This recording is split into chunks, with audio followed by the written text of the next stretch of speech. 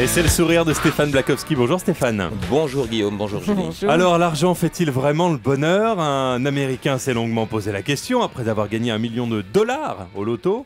Il avait 180 jours pour réclamer son chèque. Il a hésité pendant 179 jours. Qu'a-t-il fait finalement? Il est venu. Qu'est-ce qui l'a fait se décider?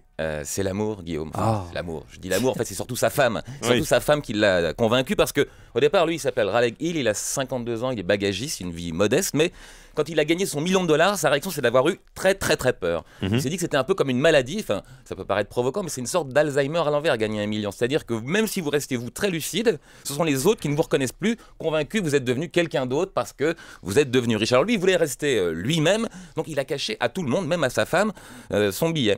Et puis, au bout de 3 mois, malgré tout, on cherchait partout le gagnant, des spots à la télé. Le marchand de journaux, lui, avait mis une banderole sur la vitrine de son magasin. Qui a gagné le $1 million? Lui, il passait devant en baissant la tête et en pressant le pas. Il a craqué au bout de 3 mois. Un soir d'hiver, comme ça, il faisait gris dehors, moche. Sa femme est rentrée du boulot avec plein de soucis dans la tête, des commissions plein les bras, de mauvaise humeur. Comment ça se passe quand c'est comme ça? L'engueulade classique, les vieux reproches qu'on se jette à la tête. Alors là, il a craqué, il a dit tu sais, chérie, on n'est quand même pas si malheureux malgré tout.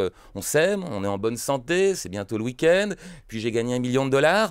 Et là, il a pu vérifier qu'effectivement, quand on gagne $1 million, le regard que les gens portent sur vous change considérablement. D'un coup, sa femme l'a trouvé totalement formidable. Alors lui, Raleigh, il a un peu résisté, il avait toujours peur. Il voulait que sa femme réfléchisse un peu aux dégâts que cette explosion de fric pourrait causer dans leur petite vie. Donc il a planqué le billet assez longtemps. Il a même cru un moment qu'il ne savait plus où il l'avait caché. Et là, rien qu'à la suée glaciale qu'il a ressentie, il a senti que ce $1 million, il en avait besoin, qu'il serait plus heureux avec, et surtout qu'il serait plus heureux ensemble avec. Donc, 179e jour, il est venu retirer son petit ticket.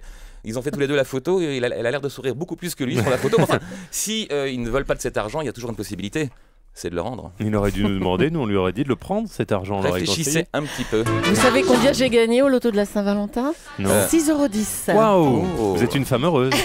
Comblé. Et vous avez déjà encaissé, vous réfléchissez? Non, je les ai gardés dans la poche. Merci beaucoup Stéphane.